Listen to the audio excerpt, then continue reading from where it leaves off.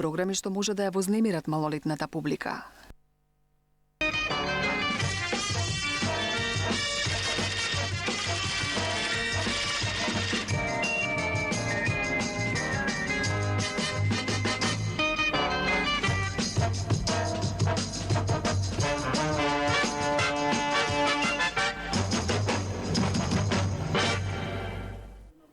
Драги мои пријатели и пријателки, добро вечер, добре дојавте во уште едно издание Јади Бурек на Сител 3 телевизија.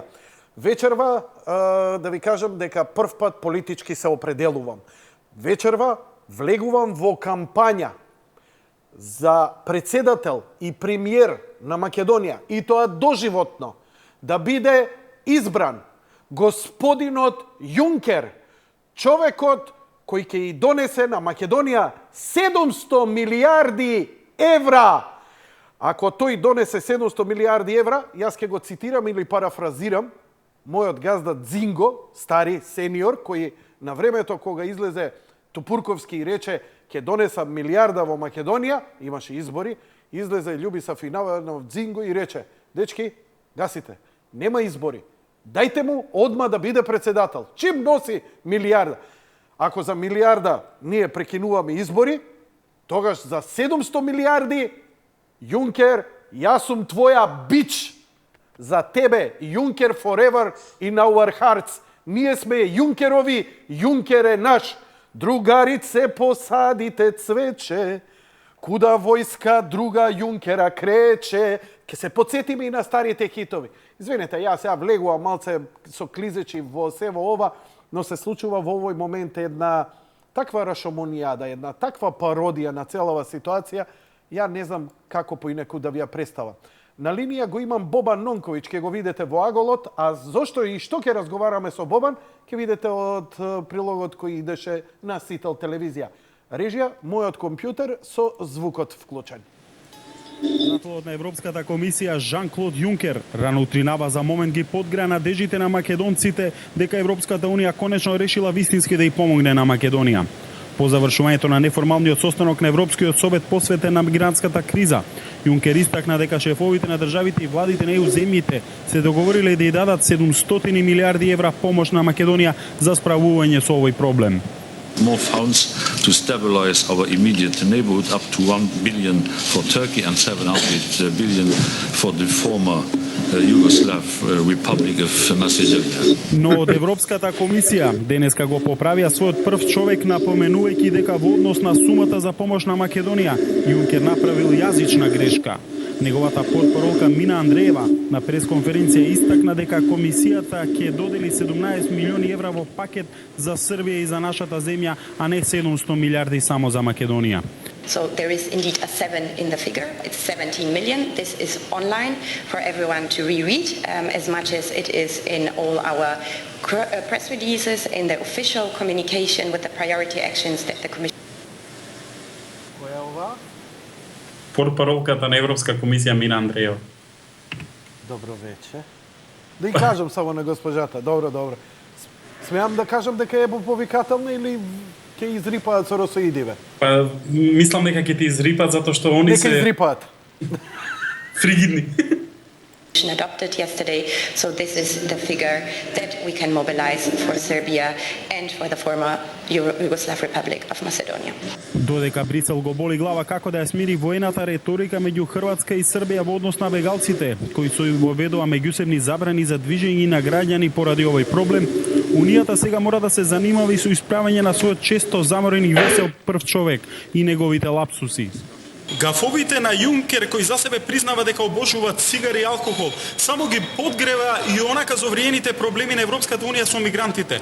Со цел пак нивно решавање, за 8 идниот месец во Луксембург, Советот на Унијата закажа Балканска конференција за правецот на движење на мигрантите, на која ќе присуствуваат министрите за внатрешни работи на земјите членки на Унијата, како и нивните колеги од Македонија со министрите за надворешни работи од Македонија од сите балкански земји. За Сител од Брисел, Бобан Нонковиќ.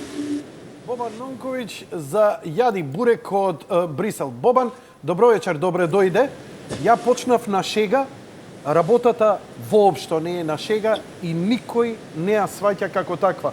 Само за вовед ќе ти кажам дека еве последната најновата утрешниот дневник, насловната страна, гледај која асоциација ја дава. Вели Томислав Јакич вели, слично како пред војната во 90-тите со блокадата на границата помеѓу Србија и Хрватска. Многу лоши асоциации добиваме.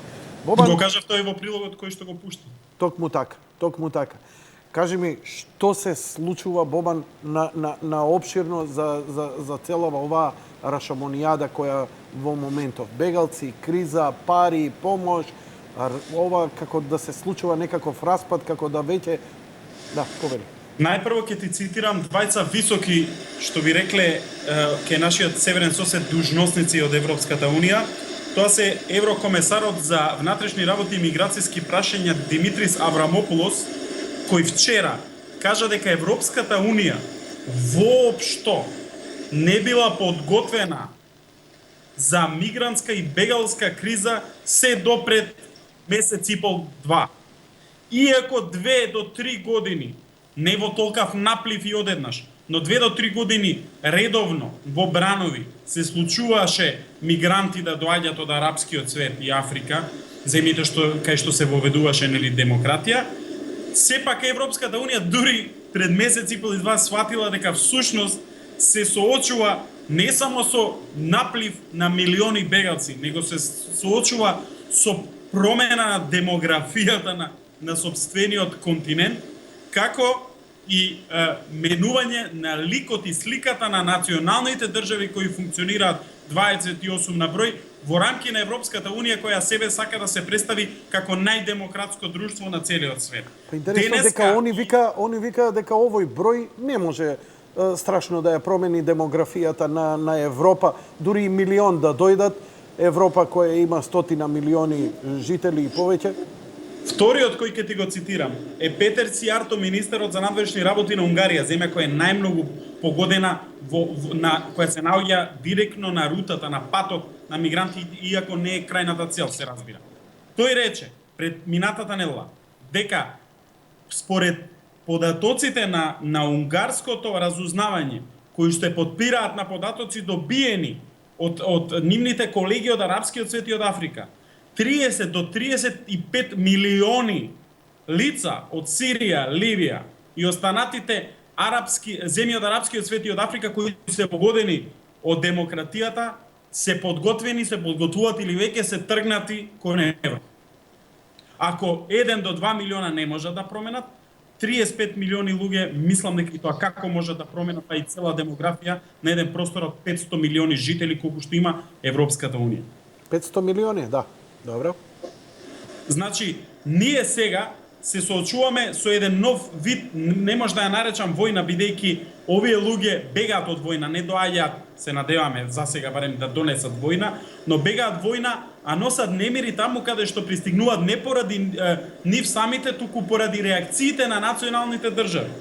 Ние имавме можност да видиме како се правеше спин, извртување опит да се квалификуваат македонските безбедносни органи кои им помагаа на оние мигранти и бегалци да ја преминат границата, да бидат регистрирани, да бидат спроведени, да бидат обезбедени со најосновните потребштини, и како некој од нив кога реагираа малце пожестоко беа одбивани, се разбира, со физичка употреба на физичка сила. За денеска да гледаме фрлање на солзавци, гаѓање со гумени куршуми на границите на демократска Унгарија, демократска Хрватска, демократска Словенија, и се разбира за прв пат од вчера и насилно враќање со полициски и безбедносни сили од страна на демократска Австрија во земјите од каде што претходно влегле, односно дали од Словенија, дали од Унгарија. Демократска Европа или најдемократското друштво политичко на целиот свет денеска падна на тесто. Односно не денеска, целиот овој изминат период во справувањето со мигрантите и бегалците тотално крахираше. Покажа дека од демократија не познаваат ништо, бидејќи ако се обидува преку мејнстрим медиумите Македонија да ја обвинат за нехуман и нефер третман. Сите тие што тоа се обидува да го направат всушност се оние кои на најможен нехуман начин ги третираа и се уште ги третираат лицата кои побегнаа од своите домови, бидејќи куршумите над западниот свет летаа над нивните глави со цел да им донесат демократија. Тоа е она што го донесе Европската унија со помош на Соединетите Американски држави во арапскиот свет и што сега се импортира, односно се извезува на тлото на Европа, на тлото на Европска унија, и Македонија за жал е на главната патека на приодот, односно на поминувањето на реките, лјадници, стотици илјади, милиони бегалци кои поминуваат и имаат намера да поминуваат со цел да си најдат леп сместување и подобар живот, бидејќи некој им го одзема со воведување на демократија во нивните земји изминатиот период. Бобан, ај вака да идеме. Ако беше демократски и се, како требаше да реагира Европа на се во ова? Или воопшто не требаше да дојде до ова, Европа не требаше да реагира во тие земји така како што реагираше? Се враќаме на првиот цитат на комесарот за внатрешни работи и миграцијски прашања Аврамопулос.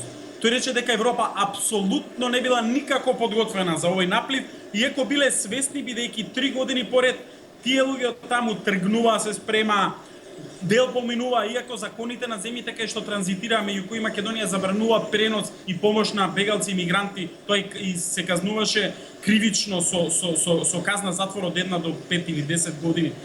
Не можам сега да се сетам, па кривичниот законник подоцна беше променен и сега не се одговара за такво дело. Европа до последен момент веруваше на нечии лаги или едноставно не беше свесна со што се соочува и ќе се соочи во однос на демократијата, што најголемите сили во Европската унија, тоа се Франција и Германија, кои со помош на Америка ги срушија така наречените режими во Либија, Ирак и Афганистан, се обидуваа и се уште се обидуваа да го срушат така наречениот режим во Сирија, носејќи насилно демократија која гледаме дека завршува со тоа што тие земји остана во целосно безредие и остануваат без жители, бидејќи таму нема основни услови за живот, а меѓу другото таму сега екзистира и владе во најголем дел од тие простори и ново формираната исламска држава на Ирак и Левант, односно Сирија и Левант. Како се перцепира оваа криза во Европа? Дали се перцепира дека е резултат, бидејќи, знаете, овие новинарскиот отпад овдека опозицијски излезе преку неколку идиоти. Медиумските джихадисти. Дека се во ова се случувало заради Путин, затоа што не паѓал Асад од власт и продолжувала војната и затоа бегале овие луѓе и така натаму. Те молам да те прекинам тука. Сакам да парафразирам, не, ја морам да акцентирам на момент да го злоупотребам овој наш разговор, да укажам на една гадна паразитска клика која е моментално како мува без глава. Од една страна гледа што се случува, од друга страна треска такви глупости, такви поразителни човечки небулози да немаш представа дали комуницира со тебе фикус или разумно битие. Дали во Европа се перцепира дека е ова некоја игранка која би требало да изврши притисок, па европејците да речат, слушај, ова не се трпи, дајте повеќе авиони, да испотепаме таму што треба, за да се вратат луѓето, или ова е нешто сосема друго. Како они го перцепираат? Ајде вака. Значи, дали успешно под наводи беа соборени режимите во Афганистан, Ирак и Либија? Дали се вратија таму луѓето или сите до еден заминува и се уште заминува? Значи, одговорот лежи токму тука. Дали има 3 така наречени успешни рушења на режим? Има. Дали таму се воведе демократија? Се спроведе устројство? Дали функционираат минимум како држави? Апсолутно не. Од таму голем дел и од овие бегалци доаѓаат и ќе доаѓаат допрва имигранти. Што значи дека рушење на режим со примерите на Ирак, Афганистан и Либија апсолутно покажа дека не ја менува состојбата. Дека тие земји не само што не се подобри места за живење, туку се десетократно, стократно полоши. Значи ти тврдиш дека ова природна последица на една лошо водена политика на наводната арапска пролет која се случува, а не дека е некаква фингерајка, бидејќи кај мене доста гледачите велат ова е масло на Америка за да се порази Европа, за да Европа не се врти спрема Русија, такви работи, дека се во ова фингерајка. А фингерајката, знаеш ли од каде ни доаѓа? Бобан, ако се сеќаваш зимоска, огромниот наплив на имигранти кои замина од Косово и никој жив не добивме одговор. Новинари идеа од Дневник на лице место разговараа со луѓето, не можеше да се добие добар одговор зошто заминуваат во толка број одеднаш. А месец дена после тоа почна бегалската криза како на копче. Дали е ова фингерајка или е природен процес, тоа е навистина во моментов човек да се замисли што се случува. Види, ние, јас и ти, а и верувам и некои други кои се занимаваат со анализа на геостратешки збиднувања, сепак можеме само да предвидуваме и антиципираме.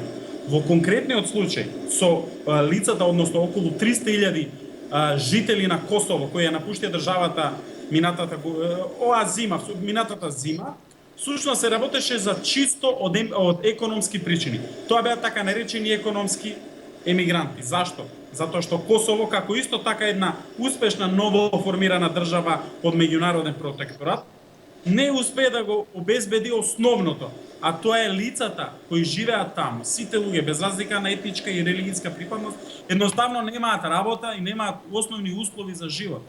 Тие луѓе едноставно не можат да живеат, да се прехранат. И токму затоа тие таму избе. Тоа е сега мое гледиште.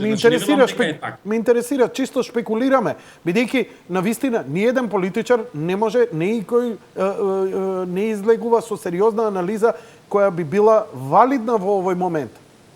Плюс, кога станува збор за Косово, таму допрва се создава трибунал за кој ќе ги гони сите злостори случајни за време и по онаа војна во Косово 99-та кога дојдоа и 300.000 бегалци на територија на Република Македонија. Значи допрва таму ќе има развој кој што апсолутно ќе погоди огромен број на лица, поранешни припадници на УЧК и кои што се, како што знаеме, племенски поврзани, кој може да создаде нова зла крв меѓу нив, бидејќи тој трибунал и тие суди и тие лица таму ќе се судат меѓу себе. Значи, некој некого ќе треба да процесуира жестоко со доживотни затвори, бидејќи се работи за лица обвинети за трговија со органи, меѓу другото, и за убиства, масовни убиства и така натаму. Значи, тука исто така ја гледам втората причина зашто се роди страв, бидејќи Косово е несигурно место, се уште за живење. Таму има страв бидејќи секој момент, дали денес, утре, за година, 2 или 10, треба да заминат и меѓународните воени и вооружени сили кои го чуваат се уште тој чуден протекторат од држава кој што очигледно не може да функционира сам по себе. Таму се одземени природните и рудни богатства од страна на меѓународни корпорации, значи луѓето и државата нема од што да се прехранува и да го полни и да го создава бруто домашниот производ. Косово без меѓународна помош не може да преживее. И токму тука јас ја гледам кога станува збор, сега се фокусираме само на оние околу 300.000 лица кои од економски причини го напуштаа Косово. Тука јас ја гледам причината, а не подалеку во некоја поголема геостратешка игра. Тоа е моје мислење. Што ќе се случи со Европа, со овие мигранти? Напливов на овие апсолутно никој од овие, пази, треба да гледаме следствено како се одвиваат работите и да ги пратиме дел од изјавите кои сепак мејнстрим медиумите ги пропуштаат, иако се многу процесуирани, многу тенко се селектирани со цел сепак да не добиеме јасна слика кои се, што сакат, што бараат, каде одат и зошто најголемиот дел од овие лица.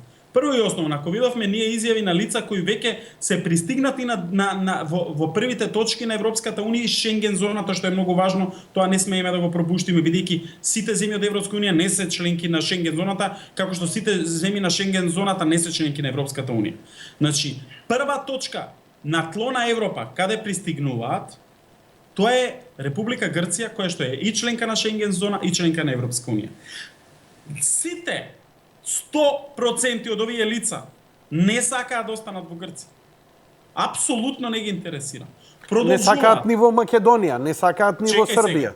Ајде, Македонија и Србија не се членки на Европска унија, не се членки на Шенген зона, имаат мал земји, не се толку богати како земјите членки на унијата, немаат работни места и така натаму, ќе најдеш милион причини. Но Грција нели е една од најстарите демократи и така натаму, никој не останува таму.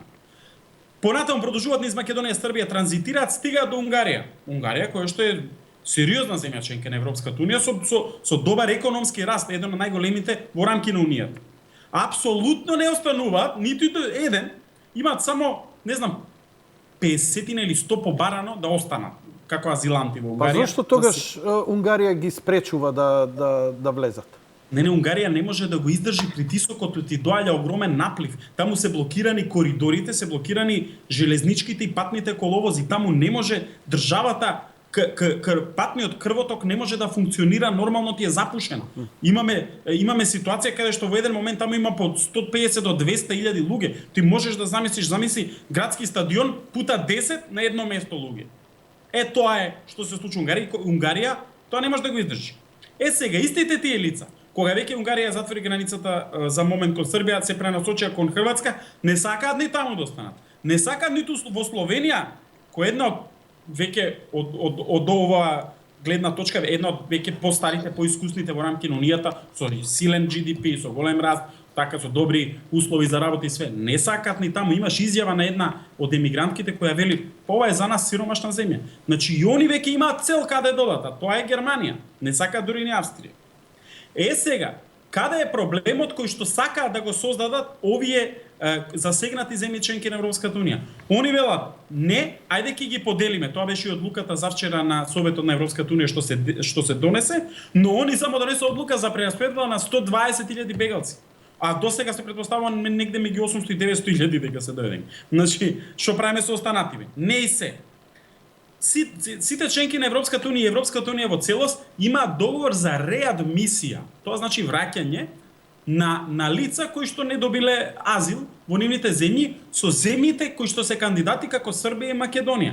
Тука е сега проблемот.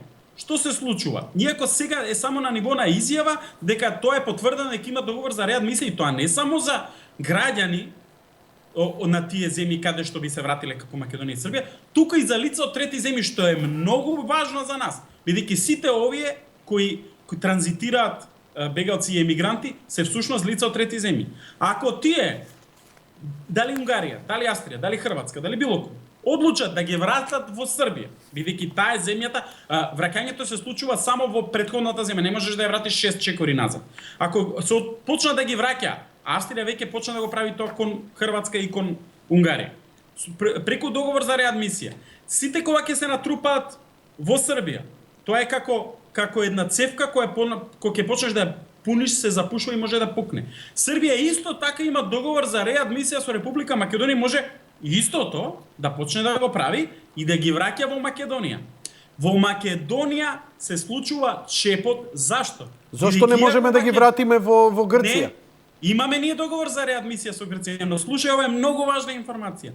Република Грција во 2011 година е осудена од Европскиот суд на човекови права, кој е создаден од Советот на Европа, каде и Македонија е полноправна членка, 52 членки има таму. Значи, по пресуда на Европскиот суд за човекови права, го третирала нехумано еден азилант кој бил по ист принцип во 2008 година вратен, тој бил афганистанец, од Белгија. И со таа пресуда Грција сега мафта и има дозвола, тоа е како да имаш потврда дека си луд од лудница, има дозвола дека нехумано ги третира и азилантите, и во таков случај, почитувајќи пресудата на Европскиот суд за човекови права, ниту една земја не може да врши реадмисија на лица кон Грција. Затоа што во таа земја не ги третираат како што треба. Потврдено со судска пресуда. Ама од Европска унија, а ние? Не од Европска унија, од Европски суд за човекови права, кој е создаден од Советот на Европа, каде што се 52 членки, ние сме членки, Русија е членка, не разбира? Значи и нас не фаќа. Значи буквално ако почне таков принцип на функционирање со реадмисија, Македонија е чепот и буквално може 3 милиони бегалци во таков случај да заглават во Република Македонија, само бидејќи Грција има пемпеле дека нехумано пази и се работи за членка која се декларира како демократска, си има пемпеле со кој мафта во Брисел и никој не може ништо да им каже, дури од Европската комисија мене официјално ми потврдија дека апсолутно ако дојде до почеток на реадмисија од Унгарија или Хрватска кон Србија, Србија кон Македонија, во Македонија се заглавуваат бидејќи Македонија може да врши како ниту една друга земја реадмисија на азиланти одбиени во Грција. А ние ќе реагираме прилично лошо, ако реагираме правилно, опозицијата ќе го искористи тоа да создаде нова Тоа е криза. пета колона имаме ние во државата и тоа се покажа изминатиот период и нив не треба да ги третираме, ќе си го добијат одговорот на следните избори. Тука треба на нив да се стави, кој што би рекол Миленко Неделковски, една бетонска плоча и за секогаш да исчезнат од политичкиот простор. За жал нема, бидејќи имаат огромна поддршка од меѓународната заедница. Ако си приметил дека секогаш кога има криза, некаква афера, тогаш ни доаѓаат олеснувачи, помошници, Европска унија, американска, германска, холандска амбасада. Кога има Маđar Телеком, ТАТ, кога има други, кога се случуваат за време на владење на опозицијата, тогаш нема ништо, тоа е во рамки на демократијата. Нема олеснувачи, нема договори, нема рамковни, нема ништо. Јанко, ќе го земеме за пример случајот со Грција и политичката ситуација таму. ПАСОК, социјалистите, социјалдемократите, беа најподржувани меѓународно во таа земја. Денеска ПАСОК е на маргините на постоење. Едва и го мина цензусот на минато неделните Тука си во право. Високо мотивиран народ никој никогаш не победил. Виетнам, Куба и така натаму. Тука се согласувам. Неа демократија која што буквално владае, бидејќи е во рамки на европските народни партии, кои се најголеми во цела Европа и владеат во Европскиот парламент, неа демократија имаше сесарна поддршка, по-грубо мешање во внатрешна политика со таква поддршка, бидејќи и Јункер, и Туск, и сите челници на Европската унија доаѓаат од Европската народна партија, сепак не направи ништо и не успеа по трет пат да победи, што значи дека веќе почнуваат да лизгаат надолу. Даде и новиот лидер Мемаракис даде оставка, што значи дека не секогаш силна меѓународна поддршка може да урне едно јако обединето национално гласачко тело во една земја, па верувам, дај Боже, и во Македонија. И сега, до кај е работа? Што ќе прави Европа? Германија вика, не можам да ги примам сите бегалци, квоти да се земат по другите земји. Бегалциве па неќат да чујат ништо друго освен Германија. Кога доаѓаат, тоа е една работа. Друга работа, кога ќе дојдат во Германија, што прават они? Кај идат? Германија има еден одличен систем за спроведување на барање за азил и третман на баратели на азил, ги сместува во сместувачки капацитети, им дава неделна парична надокнада за живот, храна, облека. Значи Германија е апсолутно на едно највисоко ниво во тој поглед, плюс Германија тука Меркел, нивната канцеларка според мене погреши пред месец дена кога изјави дека апсолутно Германија нема против, бидејќи има и потреба од ниско квалификувани работници и од работна сила и дека Германија би прифатила. Денеска и Меркел веќе не го говори истото, оти не беше свесна дека наместо 50 до 100.000 ќе дојдат 3 до 4 до 30 милиона емигранти или бегалци. Бобан, 30 милиона, сериозно? Има такви анализи дека и до толку може да дојдат? Јас се повикав на информации кои официјално ги обзнани унгарскиот министер за надворешни работи Сијарто. Значи не го велам тоа, јас не го размислувам, јас не цитирам аналитичар, кој пак се повика на сериозни безбедносни информации добиени со размена на разузнавачки информации со земјите од арапскиот свет. Значи тоа не било шеговито, не било така прибавено, значи сериозно изанализирано податоци од терен, информации од терен. Што значи тоа? Ако во моментов Полска е една од 5 најголеми држави во Европската унија со 30 милиони, тогаш ние само во името на бегалците кои доаѓаат од трет свет ќе добиеме една од 5 најголеми земји членки на Европската унија. Иако тие нема да бидат концентрирани во една земја, но во секој случај тоа е едно сериозно демографско нарушување и менување на демографска слика на европскиот континент. И тука сега се јавија повторно националните определби и повторно како меурот сапуница прсна единството во рамки на Европската унија. Денеска се најголеми непријатели земјите кои што важеа за демократски и за меѓусебно кои се поддржуваа при пристапувањето во унијата. Денеска Унгарија и Хрватска, Унгарија, Австрија, Унгарија, Германија, значи Австрија, Словенија, Хрватска се мразат повеќе него ако некогаш во својата историја имали некакви воени судири. Како тоа го заклучуваш дека е покачено нивото на омраза? Па ако јас ти блокирам граница и за трговски стоки, што го направи Хрватска кон Србија, што е буквално економско ембарго што го правеше Грција на Република Македонија, тогаш тоа не е ништо друго него еден вид на објавување на специјална војна. Значи, Може би Хрватите без оружје, дај Боже, без оружје, многу ниско, многу долно, многу подло изреагираа во целава работа. Ја разбирам. Внимавај, Јанко. Чекај, Хрватите и тоа пази, Хрватите само треба да ги пропуштат да продолжат. Кој е нивното оправдување зошто се затворени границите? Значи, изминативе 6 месеци, додека транзитираа по една рута, по коридор 10, значи Грција, Македонија, Србија, Унгарија па нагоре, Хрватите наблюдува и внимавај преку нивниот премиер Милановиќ. Постојано испраќаа пораки дека треба хумано да се третираат овие луѓе, дека тоа не се терористи, дека тие, па што пре Македонија, па видете Србиве Да, таму ни држа и нам лекции како треба да се однесуваме, така. Хрватите буквално глумеа мапет шоу за цело време, без да бидат свесни дека додека Унгарија веќе почна да ја гради железната ограда, што е првпат после паѓањето на комунистичкиот блок, на источниот блок, за првпат од кога почна Унгарија да гради оградата, беше јасно дека во еден момент унгарците ќе ги сопрат и ќе мора да се пренасочат, а прва најблиска земја членка на Унијата на транзит кон појаките економски западни земји е Хрватска, потоа Словенија и така натаму. Хрватите до последниот ден живееја како 100 години никој да не кен да помине од таму.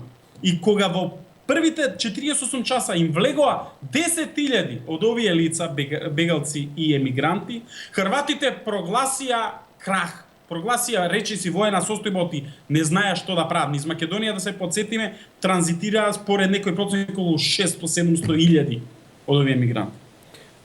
Значи, прашање на време е кога, ако почне концентрацијата и не продолжи, Унгарија ги отвори ли границите? Дали продолжи протокот? Види, значи Унгарија не може херметички до последен сантиметар да ги затвори. Официјално дали пропушта емигранти? Официјално не, неофицијално да. Ама, тоа не е во толкави реки како што се правеше до сега. Да, ама тоа значи се поголема концентрација на бегалци има во Србија. Не, бидејќи Србија сега ако Хрватска вака продолжи буквално херметички да остане затворена, ќе почне Србија да се дуе. Тогаш, бидејќи Србија е во моментот прогласена за најдемократска и најхумана во односот кон овие лица, и тогаш кога ќе се пренапумпа со илјадници, стотици илјади бегалци и мигранти, ќе го видиме границата со Македонија. Ќе го видиме второто лице на Србија, кој досега сите вела дека го нема и дека е најдемократски и така натаму. Затоа велам, ова... А она ќе тогаш прашање на време е кога нив ќе им згусти и ќе ја затворат границата со Македонија. Апсолутно, апсолутно. Ама тогаш наша варијанта е во тој случај да ја затвориме границата со Грција. Така е, но во тој случај Македонија... Дали имаме ние кичма такво нешто да направиме? Па сега тука сака да ти кажам, во случај да ја затвориме границата кон Грција или Бугарија, бидејќи се тоа единствените земји членки на Европската унија со кои граничиме, ние всушност ја затвораме границата кон Европската унија. И ние кои сме барале безвизен режим, отворени граници за да може да циркулираме, да комуницираме поблиску со Европската унија, всушност самите себе се затвараме, што ќе биде толкувано на тој начин. Ја не велам дека во реалноста е така ќе биде, но така ќе се разбере и ќе се пренесе пораката од тука. Значи, од власта едноставно нема никакво објаснување во врска со ова прашање. Како ќе реагира државата во одреден случај? Сега за сега, еве, се случува што се случува, фрла огромни пари за нивни транспорт, се уништуваат автобуси, автопатишта, се уништуваат цели композиции, во ред нека е за хумано за луѓе, за атер и така натаму. Европска унија додели 90.000 евра помош. Излегува Јункер. Сега определи како една квота од најпрво пред 10 дена од 24 милиони евра, и тоа внимавај, од кои 12 се веќе искористени од инструментот за предпристапна помош или ИПА во минатиот 6 годишен циклус 2007-2013 за овозможување на они ги нарекуваат фасилити, значи места каде гранични позиции за складиштење така натаму кои може да се искористат за прием, регистрација, помош на бегалци. Значи 12 милиони ние ви ги кажуваме, ама сме ви ги дале, веќе ги имате, а милиони ќе бидат ќе бидат пренасочени од идниот инструмент за предпристапна помош ИПА 2 2014-2020, каде Цветин Чилиманов ќе го цитирам, вели што значи ќе треба од устата на Соросоеве медиуми што се планирани да им се дадат, очигледно дел да се издвои, па и они ако толку многу ги сакат и почитуваат правата на бегалците и мигрантите, па еве да дадат наместо за медиумски... Ниеден од организациите финансирани и спонзорирани од Сорос ништо не направи за помош на бегалците, освен изјавата на Пендаровски на Телма телевизија, кој ги критикуваше зошто сме им наплаќале по 25 евра карта.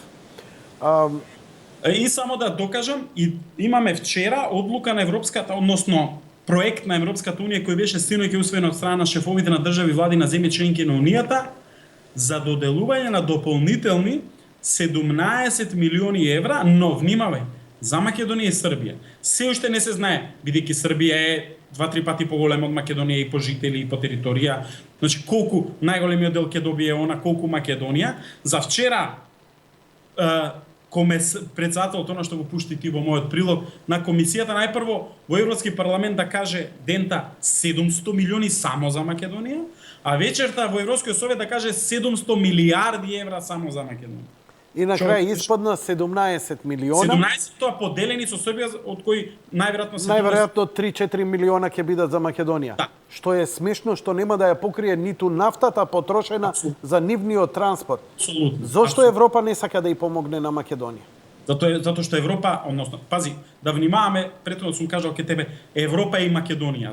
Ставно збор за Европска унија за која говориме, и затоа што иако и овде у Брисел е најмногу се расправа и со еврокомисари сите и они милуваат да кажат Европа. Не, вие сте Европска унија, Европа и Македонија, Европа е дел Русија, дел Турција. Значи тука сите сме Европа, но Европска унија не сака, можеби не може да ја помогне Македонија, оти не може да си помогне себе си. Европската унија тотално крахира, пука по сите шауи со овој проблем, гледаме и самите. Ти го цитирав комесарот за миграцијски прашања и внатрешни работи, кој што вели, ние не бевме уопште спремни, немавме појма иако гледавме дека се случува ова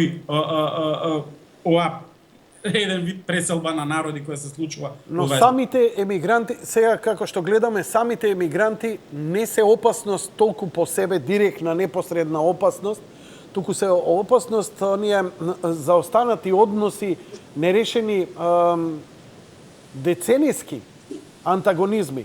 Што рече ти, додека све идеше добро, дури имаше пари, сите бевме фини, сите беа фини, еве сега кога дојде криза, Франција, Германија, Германија, Хрватска, Хрватска, Словенија, Словенија, Унгарија, старите антагонизми Хрватска, Србија, се веднаш се вратија.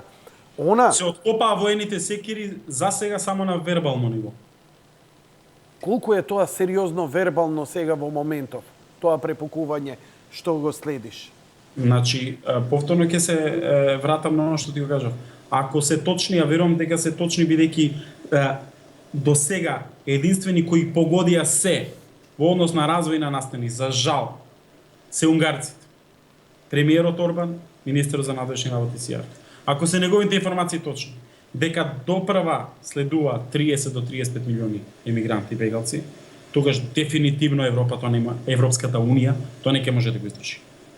И мислам дека во тој момент, бидејќи сега имаме повторно воспоставување на граници и гранични контроли, ние сега сме сведоци на пајањето на Шенгенот. Ние сме сведоци на затворање на граници наместо тенденцијата за отворање Европа без граници и така натаму. Ние денеска повторно имаме исцртување на гранични коти и поставување на граничари и гранични контроли. На земји кои до вчера немале, например, очекуваш дека такво нешто ќе видиш наскоро Белгија, Германија, Холандија и така натаму? Па види кога ќе се пренатрупа Германија, ќе почнат да се прелеват во Белгија, во Холандија, во Луксембург, во Франција. Тие ќе мора да реагираат, а гледајки како до сега реагираат нивните колеги од другиве земји членки, апсолутно нема да бидам изненаден на идентичен начин со затворање на граници да реагираат. И ние, ако во 21 век имаме кревање на, пази, меѓу Унгарија и Хрватска се крева железен зид, не ни ограда. Значи буквално железни порти се поставуваат. Значи имаме градење на нови зидови во Европа во 21 век. Тогаш за каква унија и за каков европски плурализам и отворени општества можеме да говориме денес. Што се дебатира? Што разговараат? Што се решенијата? Значи, она што вчера се донесе како еден вид на преоднова неиздржливо решение, бидејќи, внимавај, 28 земји членки, сите со свој интерес, и вчерашната одлука на министрите за внатрешни работи на земји членки на Унијата за прераспределба квоти и поставување на така наречени хотспотс или жешки точки е апсолутно оспорена од неколку земји членки кои ќе ја дадат на Европски суд, бидејќи не биле согласни со тоа. Значи ќе се тужат, ќе се кодошат, ќе се вреѓаат. Тоа ќе се одолговлечува. И тоа води кон распад. Во исто време, додека се уште во неколку држави од Европската унија имаш економска рецесија, кои што се во длабоки економски проблеми. Кога ќе се натрупа овој проблем на економските проблеми, значи, кај немаш пари, па имаш и уште двајца да ги раниш на глава, тогаш ти едноставно почнуваш да ги мразиш сите околу себе. Се фокусираш, се концентрираш на себе си, се затвараш и едноставно завршува приказна таква каква што требаше со Шумановата идеја да биде Европската унија. За жал, за прв пат после 3,5 години колку што сум овде и за прв пат после колку јавувања кај тебе, јас за прв пат велам дека Европската унија е навистина под знак прашање незиното постоење поради овој проблем. Да, ти секогаш велеше таа ќе се видоизменува, нема да се Ама распадне, ќе добие нови облици и така натаму ќе еволуира, можеби не ваква каква што ние се надеваме, но дека ќе обстане во едни други форми и така натаму. Апсолутно. А сега одеднаш се случува се во ова. Како реагираат американците кои се едни од носителите на демократијата во овие земји? Дали има па кажи ми, свест си видел ли ти изјава на американски висок политичар, председател, Не, конгресмен? не. Као да не Што? постои проблем. Значи, дали во моментов ние имаме само една од големите? Имаме запад... само CNN кои типично онака со росписки идат, Пушкаш. овие не ги дадоа јадење, овде им како во Романија, во Унгарија како им ги фрлале сендвичите. Ти текнува ли што беше тој големиот скандал, нема месец дена, како нехумано ги третирале, храната што им ја давале, им ја фрлале, не им ја подавале. Со тоа се занимава. Човече, неверојатно ми е. Мислам, што... Значи, американците никаде ги нема во цела ова приказна. Значи, они имаат така чатпат по некоја изјава од солидарност што ќе ја дадат за Европа да издржи. Никаков потек до сега не направиле. Имаше само еден блага најава, една така магловито, која што никој речи си не примети, дека ете и Соединетите Американски држави се подготвени, дори не можам да цитирам, не знам кој ја кажа од нивните високи официјални личности. 15-20 да примат. Па не, некој речи 100. Не е битно. За земја од 220 милиони тоа не е ништо 100.000 бегалци. Но Америка молчи. И тоа е сигнификантно. Не сакам да верувам во теории на заговор, Добро. но апсолутно најголемиот геостратешки играч на планетата Земја во 21 век, тотално целосно да го одмолчи овој сериозен проблем кој, како што ти велам, може да распадне на најголемата унија меѓу држави што постои на планетата, тоа мене ми раѓа сомнеши. Не сакам сега да вадам теории, бидејќи навистина е лошо во овој момент било каде да се перува прстот, но апсолутно можам да кажам дека голем дел од вината сносат оние што ја донесоа демократијата во земјите од каде што заминуваат.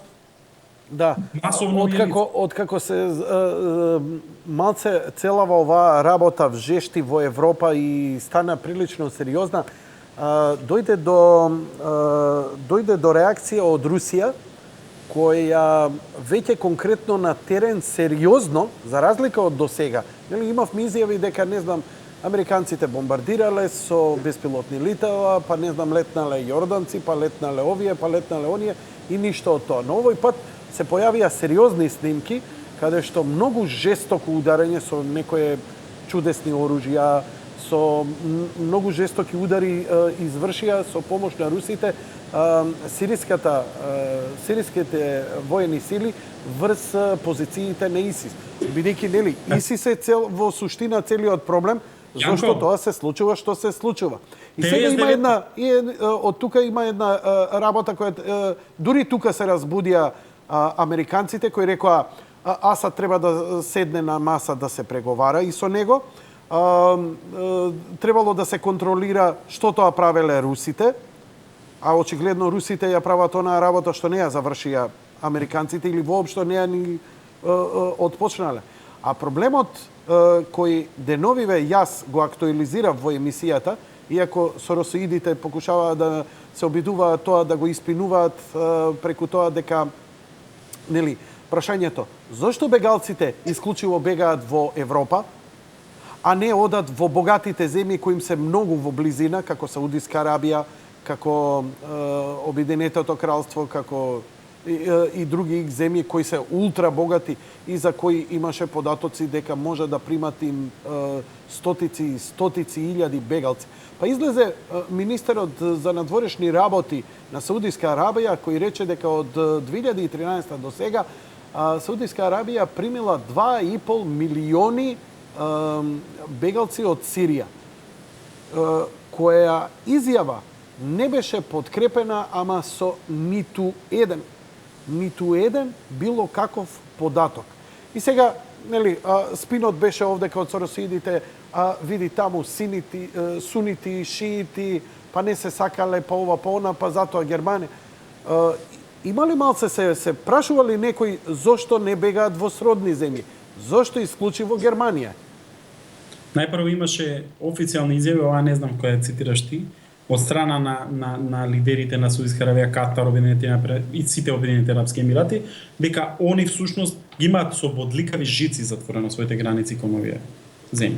Не се. Кога спомна ти што се случува во Сирија во однос на ИСИЛ и какви се тие напади воздушни со беспилотни летови и така натаму, што никако не успеваат да дадат тот на меѓународната западна коалиција предводена од Америка. Само ќе потсетам, тргнав преска.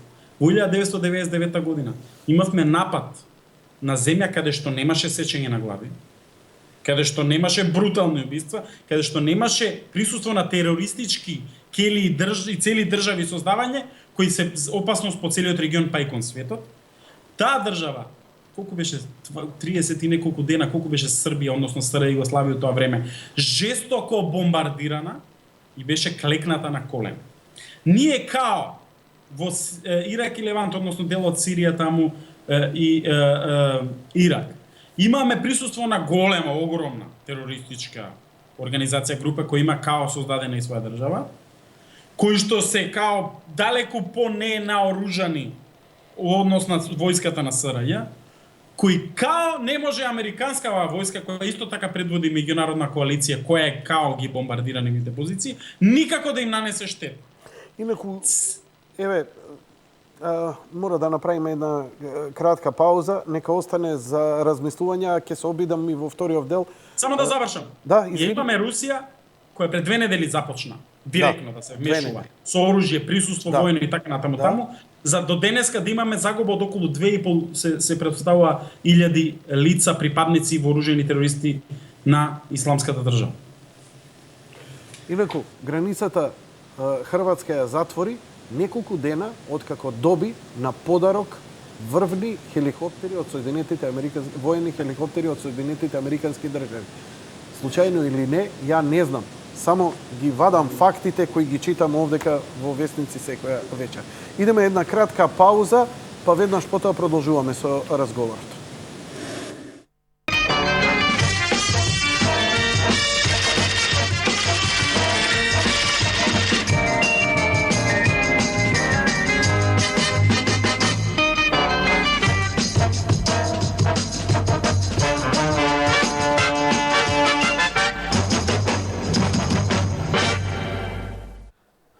Продолжуваме разговорот, почитувани гледачи, со Бобан Нонковиќ, директно од Брисел, за состојбата, моментално актуелната состојба. Бобан, не знам дали ќе воопшто дојдеме до прашањата за домашната политика, се надевам дека и тоа ќе дојде на ред овдека да го дебатираме.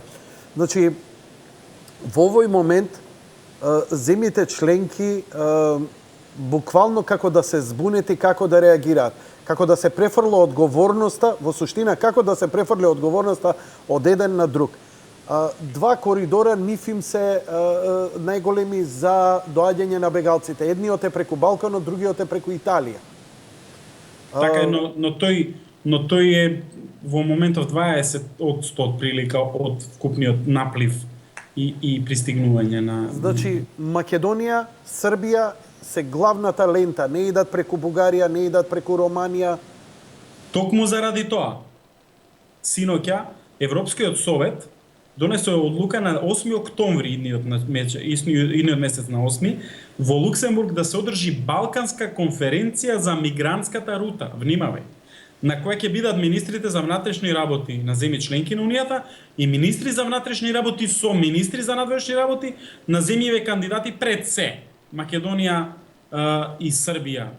Тоа се двете земји низ кои транзитира овој мигрантски наплив, овие мигрантски реки и мориња кои поминуваат, и всушност на тој состанок треба да се донесе заклучок или мнение или да се донесе, да се дадат насоки како да се одржува и функционира. Off the record, денеска јас што бев брифиран. Па добро, види, тоа и не е лоша работа, значи не остава. Ајдеме до лошата. Чекај. Аха. Што бев овде, ја одам поред.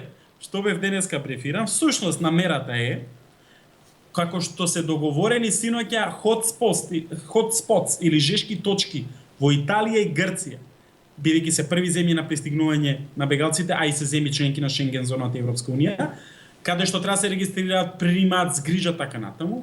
Зашто да не, тоа треба да се разговара на 8 октомври со нас и Србија, па да се изградат такви, односно да функционира, да профункционира такви жешки точки и во Македонија и во Не, уствари, сега го јадеме она за 99 година кога примивме 300.000. Примивте 300.000, шо е проблем пак? Така, шо е проблем? Ке ви дадеме пари, ке ви дадеме... Ке направиме кампови, ке дојдат... Ке се секирајте, значи, тоа е всушност она што допрва не очекува што треба да не го А собира. нема македонски политичар кој ќе може да се спротистави на наредби од Европската унија? Не, Јако, кажи ми како ќе се спротиставиш. Еве, биди ти Никола Поповски, бидејќи он ќе биде, и Митко Чавков, министерот за внатрешно.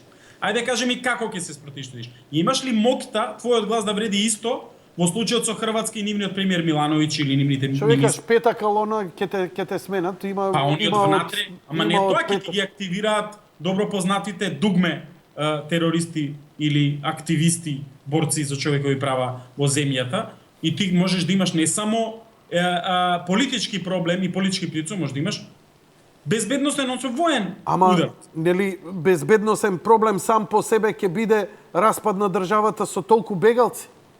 Какви бегалци? кај Емигранти, ќе- што ќе дојдат кај нас. 300-500 илјади. Па супер, ќе се смени демографска слика и она што можеби некому е цел, Македонија многу лесно. Во Македонија со 2 милиони жители, колку треба да пристигнат за да се смени демографска слика, религиска слика и воопшто целиот Под услов тие да останат во Македонија. етнички баланс, да се дисбалансира и пред се религиски да внимаваме. Сега не ми кажи у теорија на заговор. Не, реков, не сакам да влегам. ММФ не фали, имате раст, добра земја сте и на бегалците ќе им рече, види Македонија. Неспорно е. Се додека Зоран Заев не почнеше со објавување на снимките што ги добил со помош на Верушевски, значи Македонија беше најавено со прогноза на Европската комисија дека ќе има најголем раст на бруто домашен производ за годинава и идната година во Европа. Што веќе не е случај. Им успеа да го урнат. Успеа, апсолутно. Им успеа да го урнат. Што се однесува до целава работа, Македонија сигурно не е никаква тема, симната е од сите оние главни работи. Договорот од Пржино, таа смешно пржени лепчиња, наслов онака понижувачки за судбината на една земја која мораше да се откаже од правните норми и да воведува специјални некакви си норми заради кефот на меѓународната која под своја закрила си е има опозицијата. Ја дури отворив една тема зошто го прашав народот македонски овде во емисија зошто меѓународната, зошто Европа и ја поддржува исклучиво опозицијата без оглед што и да направи. Сите до еден, барем кој ќе речам сите до еден, зборам 90% од тие што се веруваат искрено дека меѓународната ја поддржува опозицијата само заради низиниот флексибилен став спрема името. Значи вака, со заклучок на самитот на Европскиот совет во Лисабон во 1992 година. Внимај, веламе Европски совет, тогашните земји членки на Европската унија. На Македонија заклучок е тоа, значи не е мислење. И е нареден, и е посочено дека може да аплицира за членство во Европската унија само доколку го промени своето име и доколку во идното име не се содржи зборот Македонија. И сега од тука треба да тргнеме и да стигнеме до денеска и до целиот овој период. Која година е тој? 99-та година е тој документ. 92-та Лисабонски. 92-та Лисабонскиот документ. Баш така стои промена на името во кое нема да стои. И тој документ постои. Цитирал, да. Апсолутно од збор до збор. Значи, ако ти една таква група, наречена тогаш се уште беше мислам Европска заедница, но во секој случај, ако таа донела таков заклучок, кој потоа се изменил, не се придржувале, почна асоцијативен совет со Македонија имаше, па нели почнавме, аплициравме за членство со референцата да формер Југослав, па потоа нели станавме кандидати, се така натаму безвизен режим и сето тоа некако се измени, но сепак суштината остана иста. Денеска, 3,5 години сум тука, мојата најголема борба во рамки на сите европски институции против акронимот ФИРОМ, внимави, веќе не се употребува ниту целата придавка каде што се содржи зборот Македонија, туку акроним ФИРОМ, а таква земја не постои на планетата воопшто, и против исфрлањето целосно на придавката македонски која се однесува на народ, нација, јазик и се што доаѓа од државата Република Македонија. И тој став не е сменет. Тој став е влошен. Тој став е влошен, бидејќи од минатата година и европските избори, каде Јункер со кандидатура од страна на Неа демократија Грција и ЦДУ Германија, Меркел и Самарас, стана председател на Европската комисија, во Европската комисија главен човек не е Јункер, бидејќи ретко доаѓа си седи во Луксембург, всушност е шефот на портпаролската служба, кој што е во исто време и прв портпарол, тој е гркот од Солун Маргаритис Хинас, со кого ние имаме супер однос кај си што си, но од него имам најмногу реакции и обиди за стишување и пред се за наметнување на акронимот ФИРОМ и бришење на се што е македонско Македонија и воопшто тргање на Македонија од секој дневен ред и од секоја дебата и не спомнување. Значи, ние имаме чекори назад кои се прават изминативе година и пол во рамки на Европската унија кога станува збор за македонското прашање.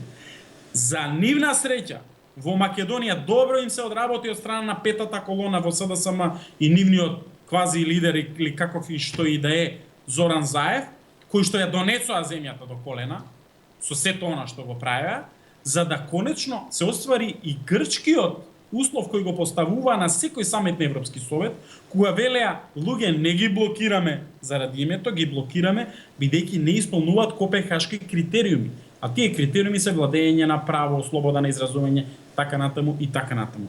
Македонија со извештајот на Прибе и препораките на Европската комисија на Прибе, всушност апсолутно фалсификувано, само ако се погледнат одредби се смешни и не кореспондираат со реалната вистина во Македонија, но таму се нотираат токму работи кои што се косат со копенхашките критериуми. И Македонија денеска, освен што внатре во Европската унија се прави силно лоби контра државата, всушност и внатре од државата се урива за целосно да крајот да се донесе до колена и таа држава по намерата на истиот тој Самарас како тогаш министер за надворешни работи 92 година кога е донесен Лисабонскиот документ. Самарас е министер за надворешни работи на Грција, да внимаваме.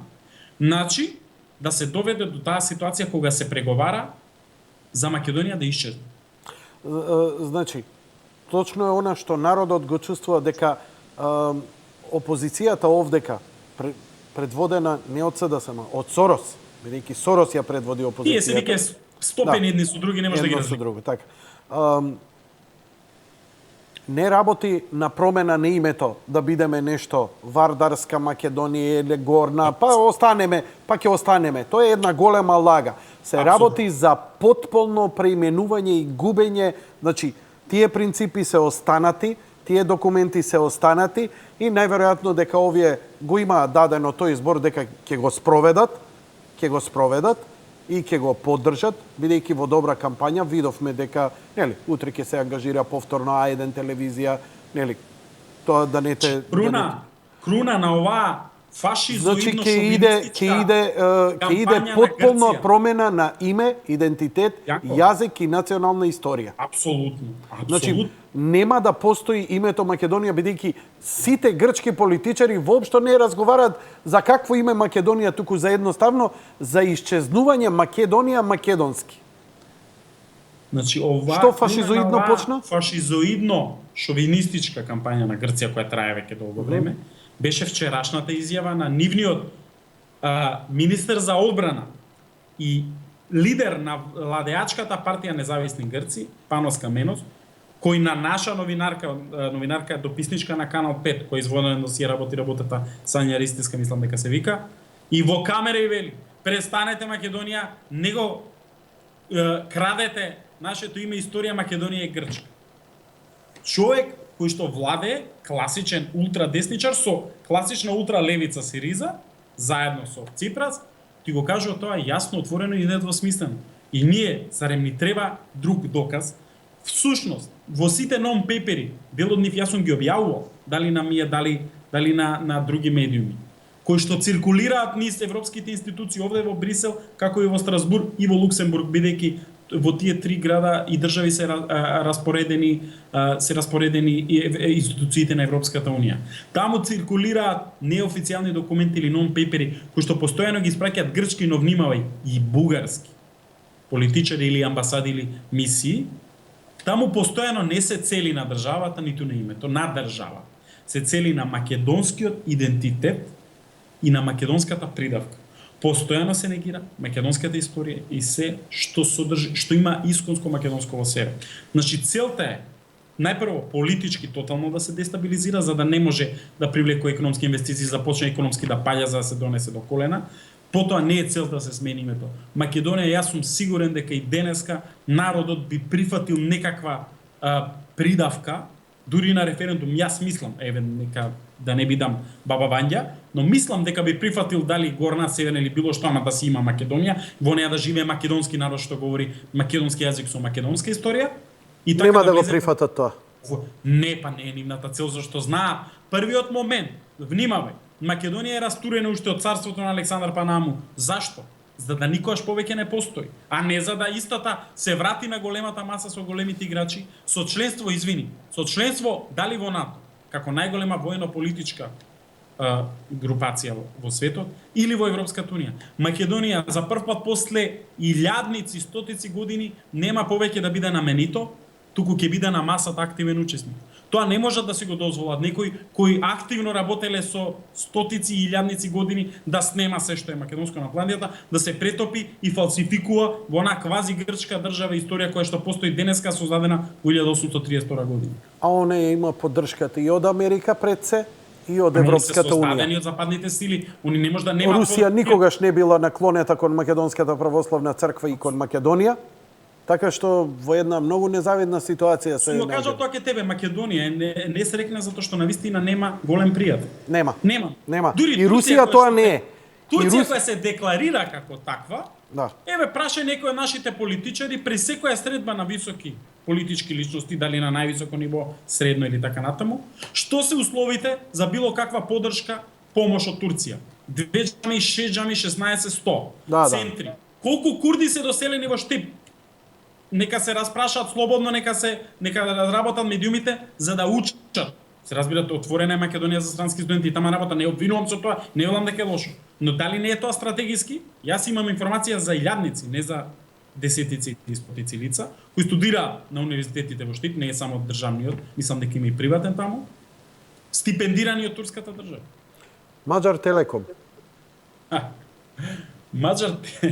Види, што би рекол, морам да го цитирам, според мене до сега најдобриот албански политичар во Македонија Арбен Џафери, го поправал веѓата, го извади локото. Значи, со Роспиите и СДСМ тргнаа со оној класичен удбаш Слободан Богојски и негово сведочење, иако не знам во кое својство он сведочи, како бивши удбаш најверојатно, и тоа му дава предимство пред сите. И он нели обвинувал припадници на актуелната власт така натаму дека биле вмешани вакви.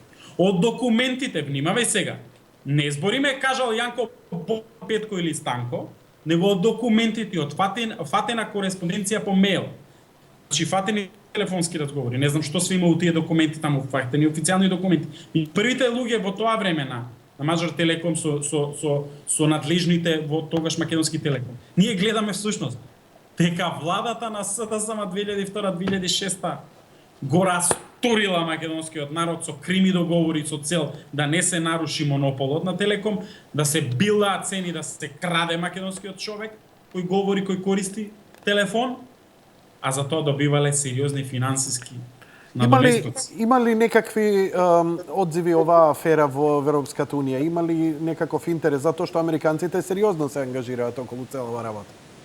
Во моментов до сега јас сум разговарал со некои кои апсолутно не се директно инволвирани они. Но исто така не треба да заборавиме дека како земја членка во Германија се води истрага за ова, бидејќи нели Deutsche Telekom го зеде, Мажар Телеком беше фирма мајка на Мажар Телеком. Така. Што значи дека во Германија има истрага и тоа е најголемата земја членка на Унијата и тоа може би во еден момент, а ја ќе се обидам да го проширам тука и на европските институции тие да се позанимаваат малку повеќе, бидејќи тука има баш сериозни обвинувања. Ешан поранешен премиер од владата на СДСМ, поранешен подпредседател на влада, министри у владата, слушнавме таму и видовме у документите и некои луѓе кои што се и дел од денешната владина коалиција, а припаѓаат на албанскиот блок, бидејќи таа партија долго време е на власт од 2001 во Македонија, со исклучок 2006-2008, што значи дека Мажар Телеком и целиот тој случај, кој СДСМ и нивниве спин порталчиња, медиумчиња кои што се само не новинарски производ, всушност по принципот што го кажа на Арбен Џафери, ја поправиле веѓата, го извадиле окото, го чепнаа тоа, го извадија Богојски и ми скочија документи. Тие, мислам дека ќе го докрајча и онака целосно расклиманиот оркестар, раштиманиот оркестар на Бихачка или денеска Павел Шатарска. Добро, зошто нема ангажман сега од меѓународната по ова прашање? Зошто нема обеснувачи? Зошто нема специјален? Тоа е добро. Што значи тие нема да ја остават таа работа. Но не можат од принципиелно затоа што нели се работи за нивни интереси, нели? Разговара со Цветин Чилиманов, вика мора американците да реагираат затоа што вика нивната компанија, вика начинот на кој ова се делувало можело да делува како на пример заведување на акционери и така натаму, што е веќе по автоматизам, тука не може политичка одлука да влие како што политички одлуки прават овдека нели во врска проопозиција контра власт и така натаму. Но овдека сосема други принципи не игра се. Принципот што го спомна за политичко вмешување и прегазување на устав и закони во Македонија ќе се вратиме бидејќи не влегов во таа тема во однос на договорот од Црниче, не пржино бидејќи јас и ти сме скопени, тоа не е пржино. Во секој случај, значи тоа е намерно направено Бобан за да звучи вулгарно, за да звучи онака прчварски. Сваќаш? Намерно. Намерно е тоа за понижувачки да делува. Символика има во сите овие работи, има символика апсолутно. Но Македонија, ако по нешто служи за пример во Европската Унија и меѓународната заедница, тоа е пример на бело глувче или заморче. А лабораториски глушец на кој пробуваат почни од 99-та 300.000 бегалци. Најпрво 99-та 300.000 бегалци. Потоа договор рамковен 2001 кој го нема никаде на овој свет. И на крај овој договор, кој исто така го крши од сите страни, го растура македонскиот устав, кој нели само за СДСМ не е Библија во државата. Во Македонија, со договорот од Црниче, пржино што сака да го кажа, се пробува, значи се врши еден експеримент кои допрва сакаат да се воведе во Европската унија. Тоа е таа политичка супремација над националните чувства и определби. Тоа е она што сакаа да го направат кога дојде Јункер на власт, да не може националните држави и нивните шефови на влади или председатели да носат одлуки, него да биде суприм, значи во Брисел да се носат одлуки од некакво тело. Тоа во Македонија сега се направи со договор на 4 политички партии со кои буквално се изуринира уставот, кој е највисокиот правен акт на државата и врз кој се поставени столбови на државноста на Република Македонија. Зашто? Па ти да воведеш специјален обвинител, кој сум сигурен дека на крајот толку ќе бидат разочарани СДСМ, што не знам ќе почнат да се самоубиваат и само запалуваат кога ќе видат од неговата работа дека не може реално да има некакво фајде за нив што го очекуваат, но ти покрај постојно обвинителство, по устав загарантирано како единствено, да воведеш паралелен обвинителски систем, да му даваш, да мораат сите, пази внимавај, сите од обвинителство да му слугуваат, да му даваат информации, да му даваат документи, да му даваат случаи, да се бара закон за амнестија за декларирани осудени криминалци. Пази, остај ти заради војната, па го имало случај со амнестија, го имало и во многу други земји каде што имало војна па со цел помирување на племенски заедници или на завојувани страни. Во случајот со законот за амнестија што го бара анамата на Буџаков, всушност сакаат да се амнестираат криминалци кои слугуваат на кликата околу Сорос и СДСМ. Тоа е целата прича. Па кој бараат да се амнестира? Веле Рамковски, Љубе Бошковски. Па ги видовме што направија тие луѓе. Значи, буквално се врши ерозија врз целиот правен систем на кој почива државата, да не одиме понатаму да ти да внесуваш опозиција со министри во влада, да бараш оставка во сите наредни изборни циклуси 100 дена пред одржување на избори на било кој влада или премиер што ќе бидат во тоа време. Има ли таков пример негде? Апсолутно никаде нема таков. Има ли некоја било која земја такво нешто? Но зашто се прави ово?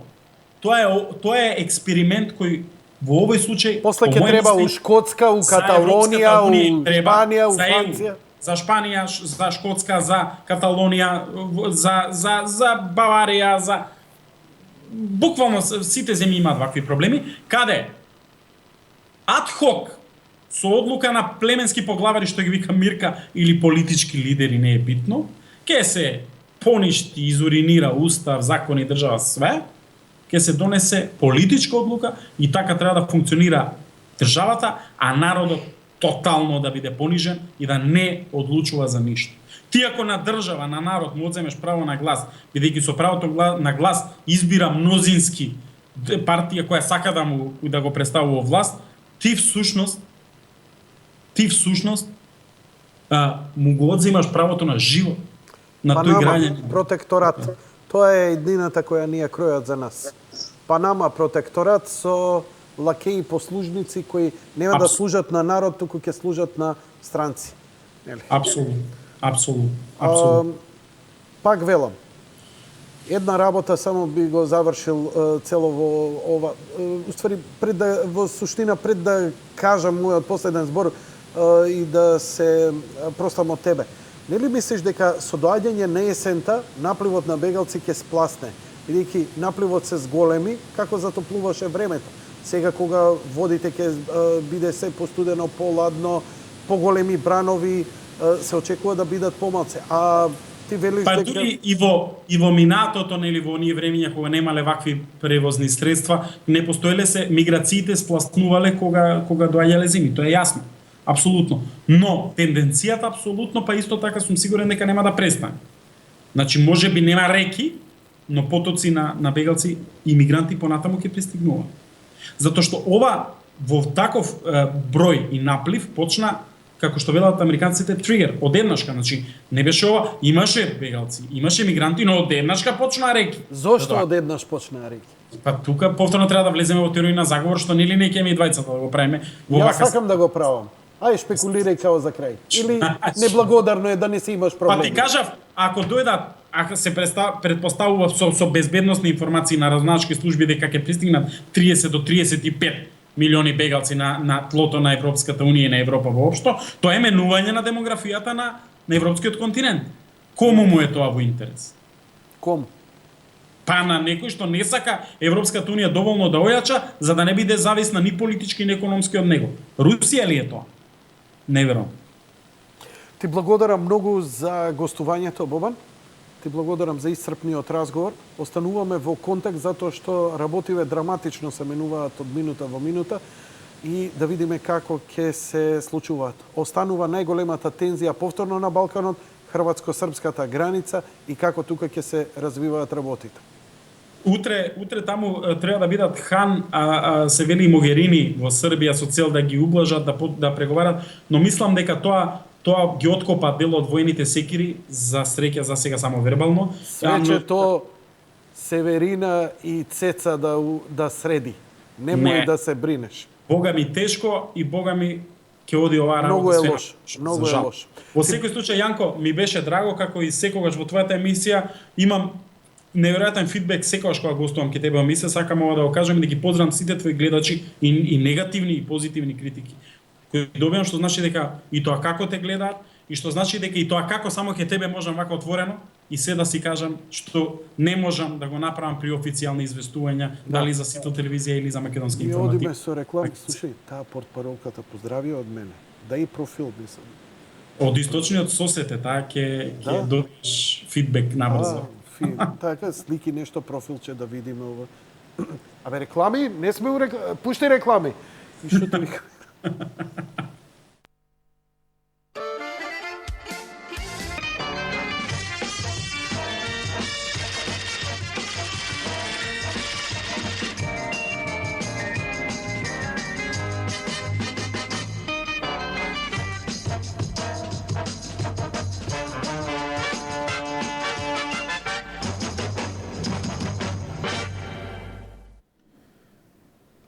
Драги мои пријатели и пријателки, во моментов објавувам нешто на Facebook, можете да идете на мојот официјален профил. Режија може да го дадете, а тоа е реакција на еден од тие така наречени сороспи опозицијски, кој му се заканува на Бобан. Видете, за секој изјава човек и јавна личност треба да истрпи критика. Но погледнете го ова ниво, ова примитивно ниво.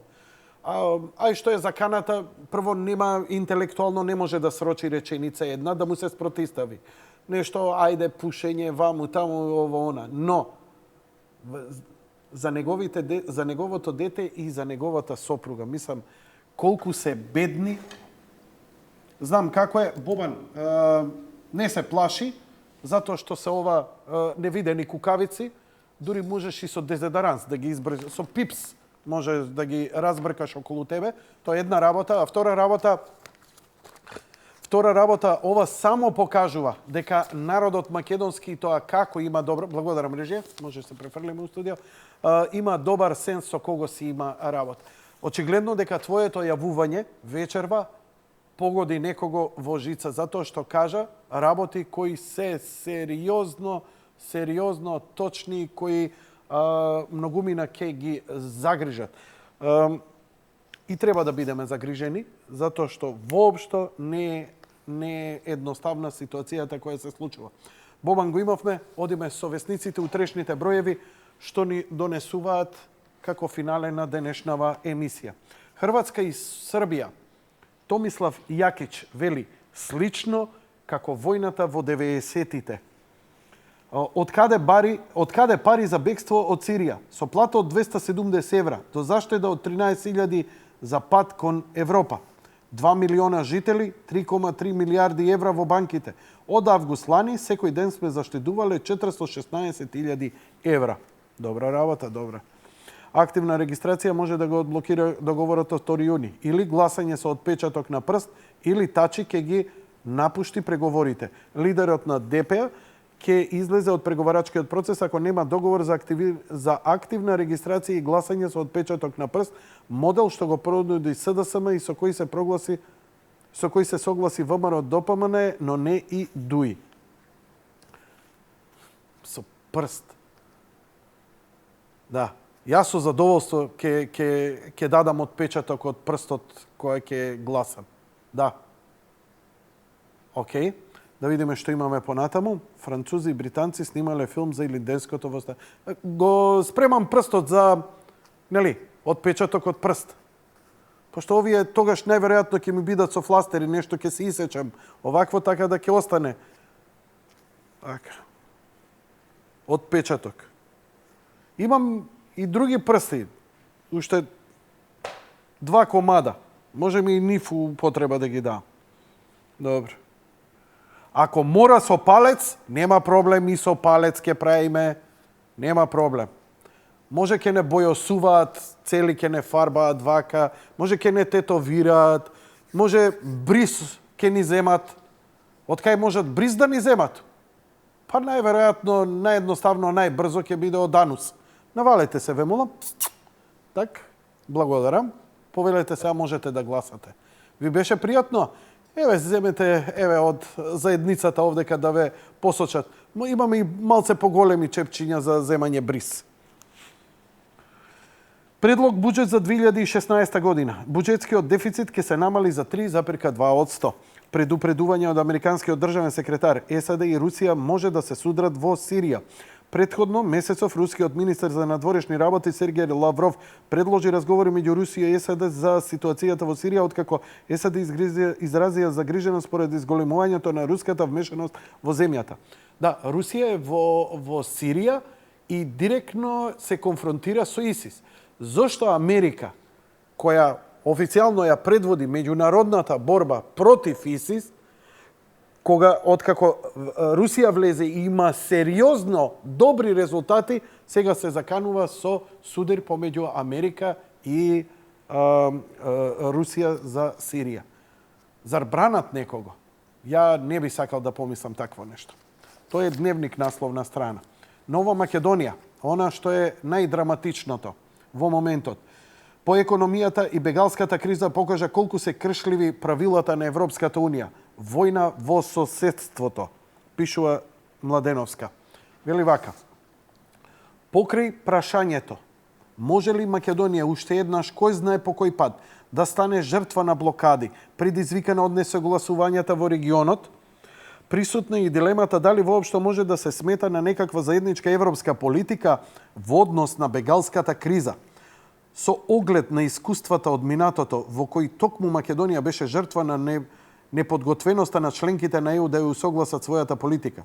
Додека деновиве се повторува речиси истата констатација, дека засегнатите страни, во случајов Хрватска и Србија, на крајот сепак ќе мора да седнат на заедничка маса и сами да се договорат. Вреди да се подсетиме дека Македонија и Грција не успеа сами да се договорат ниту по речиси 2,5 децении, колку што беше присутен проблемот на грчкото непризнавање, колку што е присутен проблемот со грчкото непризнавање на уставното име на Република Македонија, што беше причина за голем број трговски и политички блокади, но и за неколкуте неодамнешни неконтролирани пропуштања огромни бегалски бранови.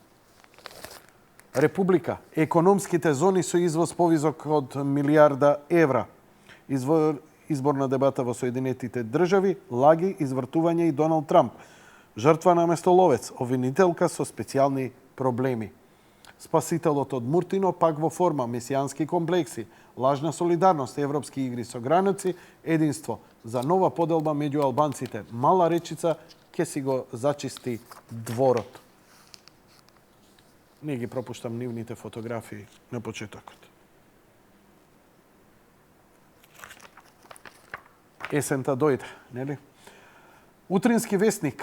Трагедија во Мека. Светиот исламски град се претвори во жива гробница, откако обредот за Курбан Бајрам ескалираше во стампедо во кој загина најмалку 700 верници. А исто така голем број верници пред многу скоро време настрадаа во она луња кога зафати еден од крановите каде што се гради околу Мека и кој падна и уби многу верници. Volkswagen може да биде поопасен за Германија од грчката криза.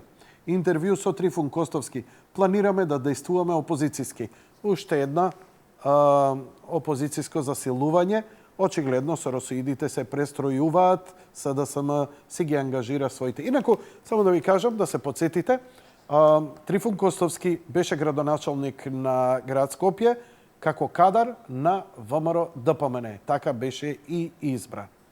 Сега нормално човекот си одбра да биде на страна на опозицијата.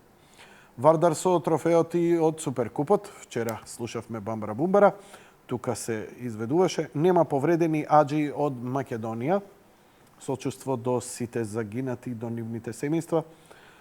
Не 700, туку 17 милиони евра помош од Европската Унија. Збрка во Европската Унија, грижите околу мигрантите доведоа до противречни изјави на првенците од Брисел. Буџетот година 3,18 милиарди евра. Паника поради блокадата на српско-хрватската граница. Вест за чатпат работа во ДИК 1000 евра плата. Фудбалерот на Металург Дејан Лескаровски прозбори за семејната трагедија. Двата ангелани се на небо, едниот е со нас. Бог да ги прости, здравје да имате, големи да пораснат. Вечер, Брисел закажа Балканска конференција за мигрантите. Ветија 160.000, а ќе примат 125.000. Србија и Хрватска на рабна војна. Бегалскиот бранд допрва доаѓа кон Македонија. Милионски штети за економијата. ЕУ вети помош, ама не ни ја исплати. ЕУ ќе ни ги врати бегалците, само прашање е како. После јавувањето на Бобан Нонковиќ, најдраматичниот наслов заедно со дневник од утрешните везници.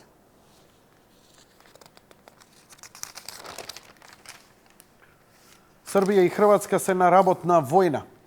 Кризата започна минатата недела кога Хрватска соочена со големиот број на бегалци кои навлегува во низината територија преку Србија ги затвори сите гранични премини со Србија, освен пременот Бајаково. На тоа следеа реципрочни мерки од Србија и во меѓувреме ситуацијата се заостри уште повеќе. Имено Србија забрани влез на хрватска стока и товарни возила во државата, а патничкиот сообраќај беше овозможено да функционира. Загрозен бизнисот на целиот регион. Милионски штети за македонската економија. Нашите носат грозје, пиперки и така натаму, све тоа ќе отиде јабано. Средба Иванов Чавков. Бегалскиот бранд допрва доаѓа кон Македонија. Македонија е подготвена за било какво сценарио, па дури и доколку почнат затворања на границите за бегалците и мигрантите или евентуално нивна реадмисија. Иако ЕУ одобри финансиска помош, таа уште не е исплатена. Државата издействува над 1 милион евра месечно за справување со бегалската криза, а почнува да се чувствува недостаток на финансиски и материјални средства. ЕУ со Балканска конференција за правецот на мигрантите. Дволичноста на Европската Унија. Ветија 160.000 ќе прима 120.000 бегалци и мигранти.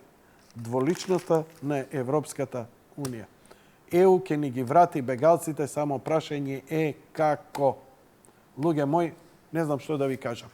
Ситуацијата воопшто не е розова и се согласувам. Ако ве пука параноја, простете ми што не можам да ви го олеснам овој товар, затоа што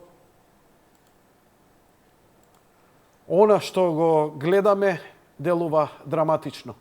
Се работи за луѓе кои имаат голема мака, на кои им треба голема помош, но кои се злоупотребени. Не може еднострано да се гледа целава работа. Мора целото општество. Македонија сама не може да го решава овој проблем, ниту да действува. Или ќе действуваат сите исто, или ќе биде на многу лошо. Ова е делувањето на унгарската полиција. Компјутерот режија.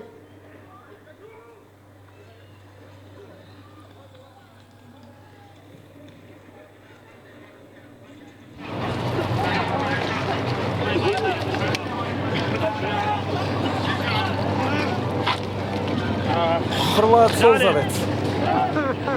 И не им даваат да помогнат. Овие па возвраќаат со камења, едни па шират раце, други фрлаат. Со ова не може ништо да се помогне да се направи. Ни за едната, ни за другата страна. И еве. Едноставно нема дозволување преминување на граница. И со смрков. Така Унгарија ги решава работи. Зошто? Бо вам ве објасни, затоа што едноставно државата не може повеќе од ова. Другата исто така драматична работа што можеме да ја видиме во врска со мигрантите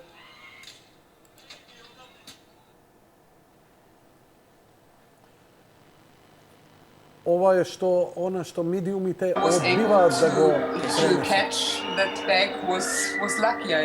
It's remember me on a concentration camp.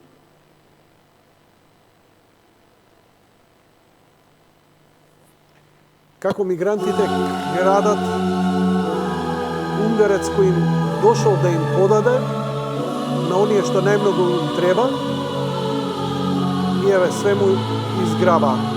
Едноставно го ограбија човек. За ова нема медиумска покриеност. Мигранти фрлаат шишиња со вода на пругата. Значи, овие им даваат вода, овие одбиваат водата и им ја фрлаат назад. Нели, ја се прикажуваше Унгарија како лоша, вакви или такви? Гледате. За ова немаше медиумско покривање. Мигрантите во Франција крадат храна од хуманитарни организации.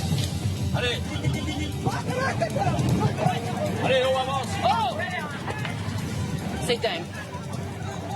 Oh, c'est dingue. Et la porte est ouverte, mais c'est pas vrai.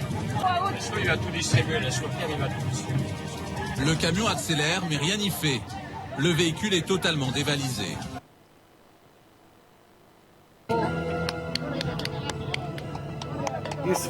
Еве како ја фрлаат храната, кој помина трокот, помошта која им се дава. C'est valable 3 ans, ça. C'est honteux. Наводно, вика, добра е, вика, таа храна, ова е срамота. Мигрантите одбиваат да земат вода од полицијата во Македонија.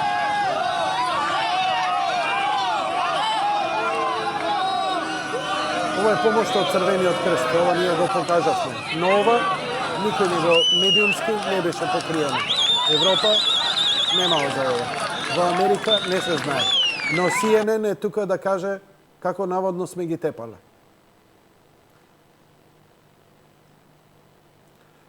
Фотографијата беше наводно како полицијата ги фрла мигрантите на железничката пруга. Што во суштина се случувало? Она што медиумите. Мажот ја грабна жената со детето и ја легна на пругата, а полицијата се одбиваше да ги крене. Ова беше прикажано дека полицијата ги тепа и ги фрла на пруга. Она што нема да го видите на BBC и на CNN.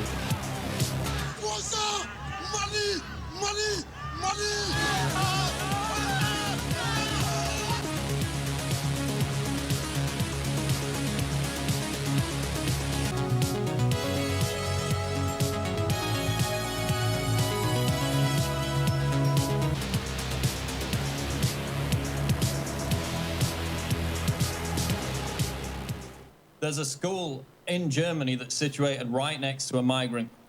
Ова е само дел од она што медиумите филтрирано ќе ви го покажат во врска со оваа криза. Ќе покажат како Македонија не чини, Србија не чини, Унгарија не чини, а дека мигрантите во најголем дел, јас ќе повторам, тоа се кутри луѓе на кои им треба помош.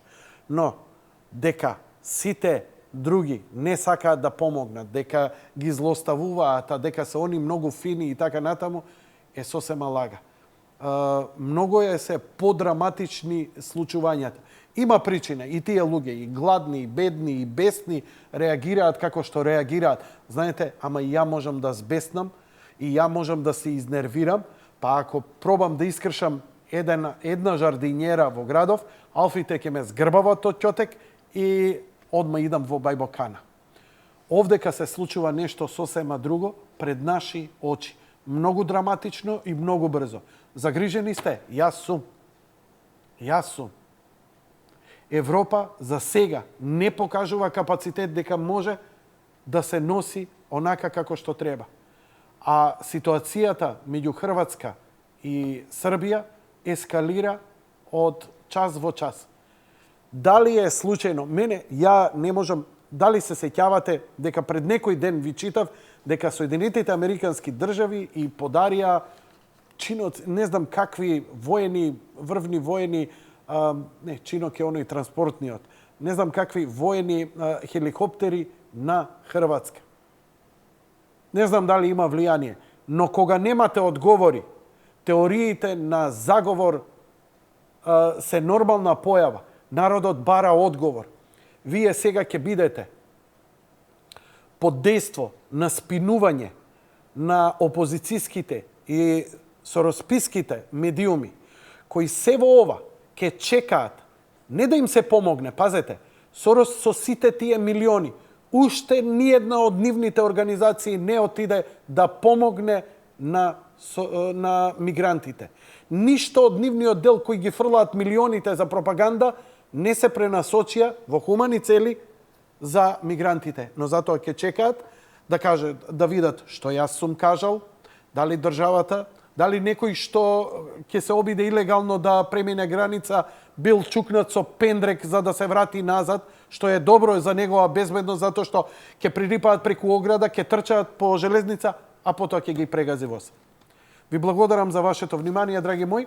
Се гледаме утре вечер, а утре вечер ќе имаме посебна емисија. Емисијата ќе биде за нутриционизам, исхрана и здрава храна. Лека ноќ и пријатно од мене.